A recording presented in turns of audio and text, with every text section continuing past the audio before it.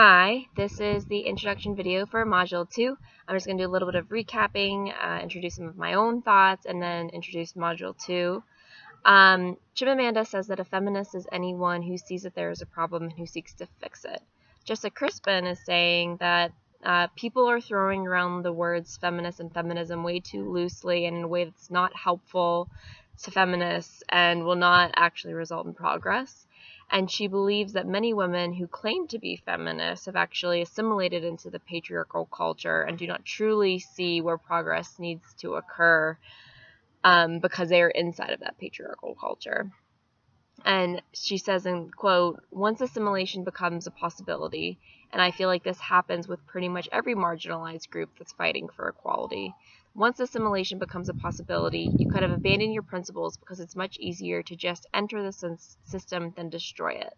And that's an idea that's presented in chapter 2 of the text when the author is talking about passing and how a lot of people who are part of subordinate groups try to pass to kind of fit into or like assimilate into the dominant group.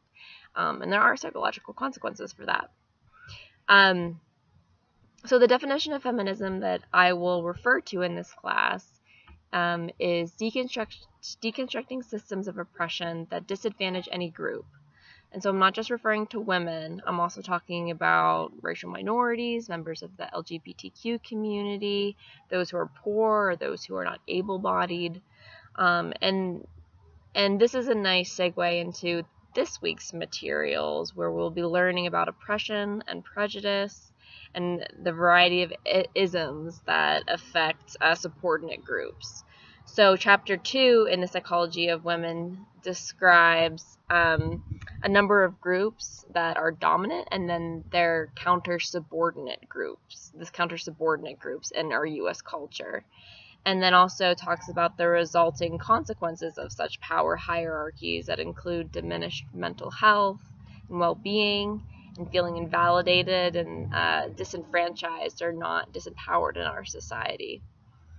And so one very important point that's made in chapter 2 of our text is that oppression occurs when one group is in a position of power over another group, and that only the group that is in power can be sexist or racist, etc., toward the group that's not in power. And it can't happen the other way around. So, for example, men can be sexist towards women, but women cannot be sexist towards men. So this is really, I want you to be open to the idea that the reverse racism, reverse sexism isn't really a real thing. And the reason why, I guess what can happen is, people who are subordinate group members can be prejudiced towards people who are dominant group. But because they're not in a seat of power, they cannot be the subordinate groups, like racial minorities or women or people who are not cisgendered, do not hold systemic power over the dominant groups. They cannot enact those isms like racism or sexism. So think about that idea.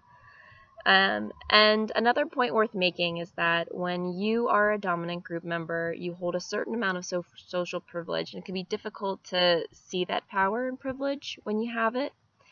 Just like it's hard to be an objective viewer of culture when you are inside of that culture, it can be hard to be an objective viewer of privilege. So like Chimamanda says in her TED Talk, many men do not actively think about gender or notice the problems associated with gender. However, I would bet you that more women and trans individuals, for that matter, think about and actively notice gender than cisgendered men do. And part of the reason for that is because they're members of the subordinate groups. So it's easier to see the power structures that exist whenever you're a member of a subordinate group. And to come back around, so Chimamanda says people make culture, so we can change culture, right? We talked about that.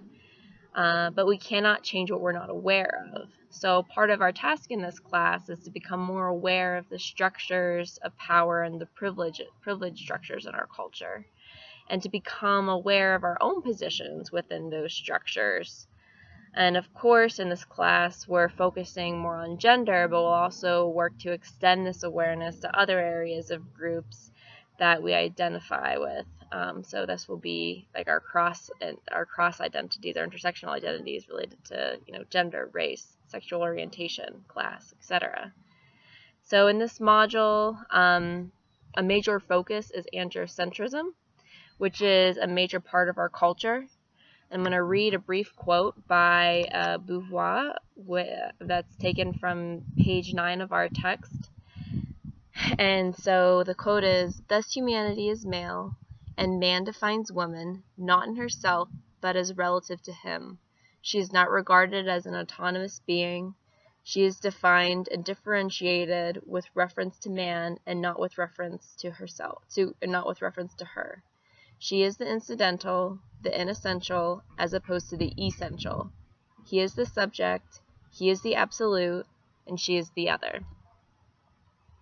And androcentrism is the norm in our society. And because it is considered normal, it impacts how our society is structured. And that includes things like laws, organizations, and institutions, like our city planning. All of these things are the way our society is structured, and is usually in ways to maintain the status quo and to perpetuate the disadvantaging of the subordinate group members. Again, and it's not always consciously done that way, but it usually is that way. And so one thing that we want all of us to be thinking about is just trying to become aware of some of these systems that are in play in our society as it relates to gender and to other group identities. And an ongoing assignment is to become an active observer of these systems. So culture is not stagnant or static, and becoming aware of what's going on in our society is very much a part of the change and how change occurs. So please enjoy the sources and the things we're doing in this chapter, and also check out the Journal of Observations assignment, which is posted in the personal reflection section of Learn. All right, take care.